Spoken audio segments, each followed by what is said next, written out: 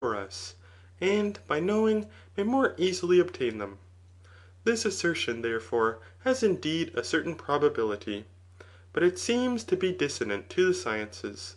For all the sciences aspire after a certain good, and investigate that which is wanting, omitting the knowledge of it, though it is not reasonable to suppose that all artists are ignorant of, and do not search for an aid of such great importance. It is likewise dubious what advantage a weaver or a carpenter would derive to their arts from the knowledge of the good itself, or how he who surveys the idea of the good will become more skilled in medicine, or in commanding an army. For it appears that the physician does not in this way consider health, but that he considers the health of man, and perhaps rather the health of this particular man. For he restores to health an individual, and thus much concerning these things. CHAPTER 7. Now, however, let us return to the investigated good, and show what it is. For it appears that there is a different good in a different action and art, since there is one good in the medical art, another in the art of commanding an army, and in a similar manner in the remaining arts. What therefore is the good of each? Is it not that for the sake of which other things are affected by that art? But this in the medical art indeed is health, in the art of commanding an army is victory, in the art of building a house is a house, and something else in another art. And in every action and deliberate choice it is the end, since all of them perform other things for the sake of this. Hence, if there is one certain end of all actions, this will be the practical good. But if there are many ends, these will be practical goods. The reasoning, however, in its transition arrives at the same thing, as was asserted by us in the beginning. But we must endeavour to render this still more clear. Because, therefore, it appears that there are many ends, and of these we choose some on account of others, such as wealth, flutes, and in short instruments, it is evident that all ends are not perfect. That, however, which is most excellent, appears to be something perfect.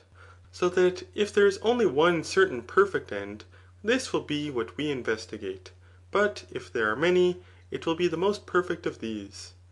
We denominate, however, that which is pursuable for its own sake, more perfect than that which is pursuable for the sake of something else, and that which is never eligible on account of another thing, than things which are eligible both on their own account and for the sake of something else. In short, the completely perfect is that which is always eligible on its own account, and never on account of something else. Felicity, however, especially appears to be a thing of this kind, for we always choose this on its own account, and never on account of anything else. But we choose honour, and pleasure, intellect, and every virtue on their own account.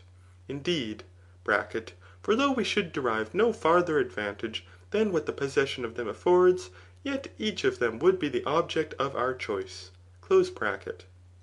yet we also choose them for the sake of felicity.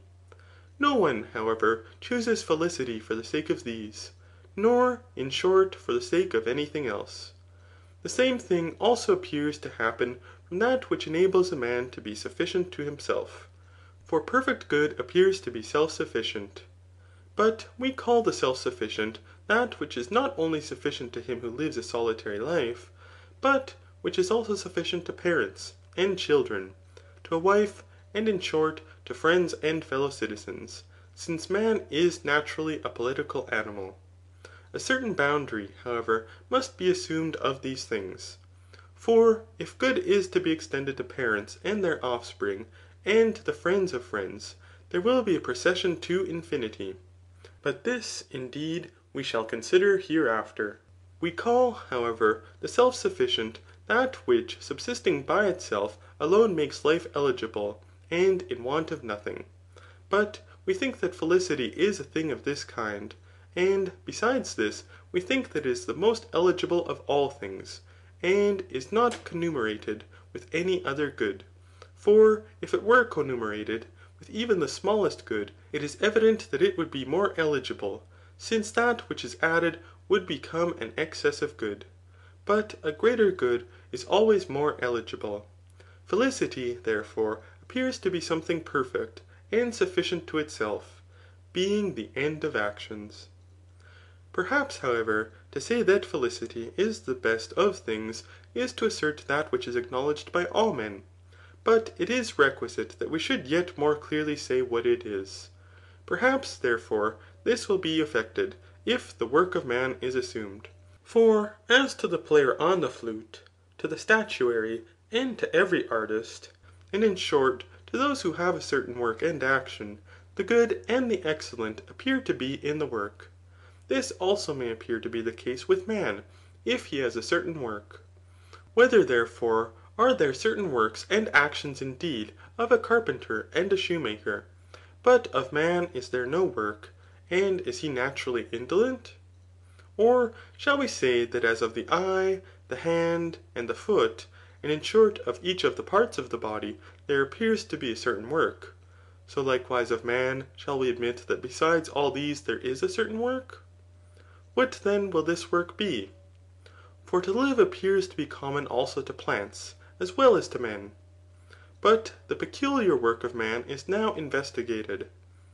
The nutritive and augmentative life therefore must be rejected. And a certain sensitive life will be consequent to this. It appears, however, that this also is common to a horse, and an ox, and to every animal. A certain practic life, therefore, accompanied with reason remains. But of this, one kind is obedient to reason, but the other possesses reason, and energizes discursively. Since this life, however, is predicated in a twofold respect, i.e. according to energy and according to habit, it must be admitted to subsist according to energy. For this appears to be predicated according to a more principal mode of subsistence. But if the work of man is the energy of soul, according to reason, or not without reason, and we say that the same thing is the work of the human species, and of a worthy man, just as the same thing is the work of a harper, and of a good harper, and in short, this is the case in all things, excellence according to virtue being added to the work. For the work of a harper is to play on the harp, and of a good harper to play well on it. If this be the case, and we admit the work of man to be a certain life, and this to be the energy of the soul, and actions in conjunction with reason, but by a worthy man, these things are well and beautifully performed, and every thing is well accomplished according to its proper virtue. If this be the case, human good will be the energy of soul according to virtue. But if there are many virtues, it will be the energy of soul according to the best and most perfect virtue, and besides this, in a perfect life. For as one swallow does not make spring, nor one day, so neither does one day, nor a little time, make a man blessed and happy. Let this, therefore, be a description of the good. For it is necessary, perhaps, as in a picture, first to delineate and afterwards add the colours.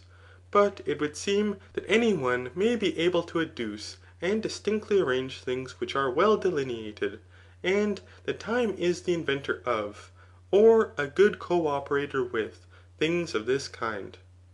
Whence, also, accessions are made to the arts, for any one may add to what is wanting. It is also requisite to call to mind what has been before said, and not to search for accuracy similarly in all things, but investigate it in each according to the subject matter, and so far as is appropriate to the method, pertaining to the inquiry. For a carpenter and a geometrician investigate a right angle differently. The former, indeed, so far as is useful to his work, but the latter explores what it is, or what the quality is which it possesses, for he is a contemplator of truth. After the same manner, therefore, we must proceed in other things, lest what is superfluous should become more abundant than the works themselves. Neither must the cause be required similarly in all things, but in some, as, for instance, concerning principles, it is sufficient to have shown properly that they are. But the subsistence of a thing